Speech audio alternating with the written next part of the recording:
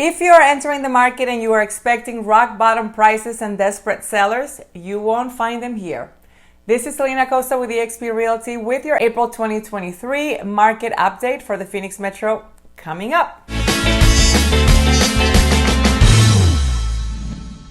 Listings under contract in Maricopa County exceeded 10,000 this week. This means that we have a monthly increase of 14%, almost unheard of for this time of the year. Demand is heating up just like it does every spring, but it surpassed my own expectations. Supply, meanwhile, is dropping sharply. And what does that mean? If demand is heating up and supply is dropping, that equals price increases. Supply is down 36% since October, dropping around 54 listings per day this month, and prices are creeping up for the fourth month in a row.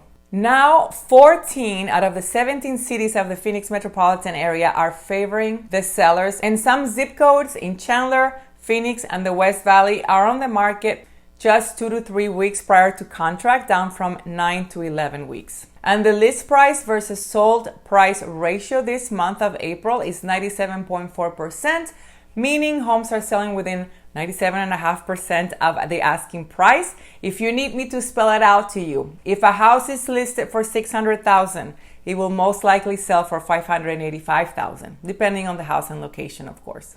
January and February were months where skepticism dominated the marketplace.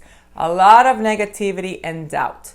Skepticism happens when leading indicators reflecting future performance are not in alignment with lagging indicators reflecting past performance. Today, we're finally seeing that the lagging indicators reflect what the leading indicators were telling us back in January.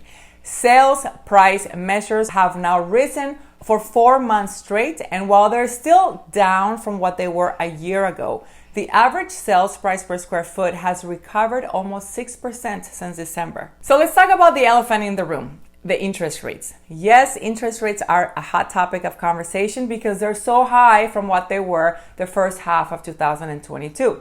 4 months, they've been hovering around 6 and 7%, and despite the extreme mortgage rate volatility, 2 large bank failures, and another Fed funds rate hike, you may be asking yourself, how can it be? How can it be that home prices in the Phoenix Metro are still holding strong? How? Price trends do not depend on supply alone. Supply plays a major role, and it's decreasing at an alarming rate.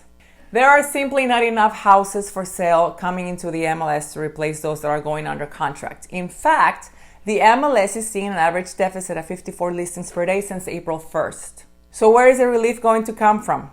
The simple answer is new home builders. But new single-family home permits dropped by 74% between March and December last year, so builders are not adding further to the supply at the moment.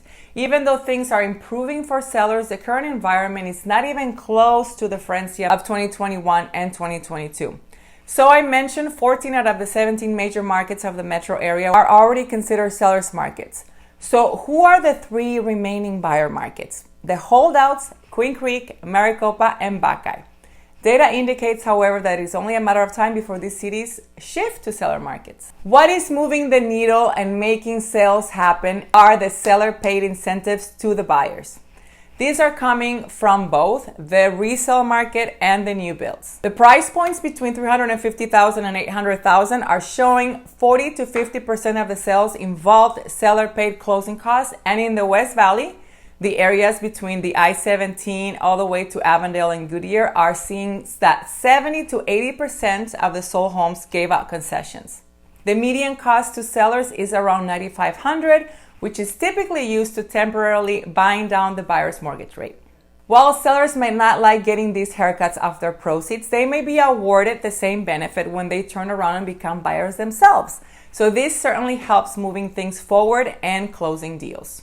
Affordability is still an issue. There are many people with good credit that are simply priced out, and demand is still weak when you compare it to what it was a year ago. However, in my opinion, what is keeping more buyers on the fence is the interest rates and its wild fluctuations lately. As soon as we see more consistency and more stability with the rates, we will see more demand. So there you have it. I hope this was helpful. Don't forget to like and comment, and until next time.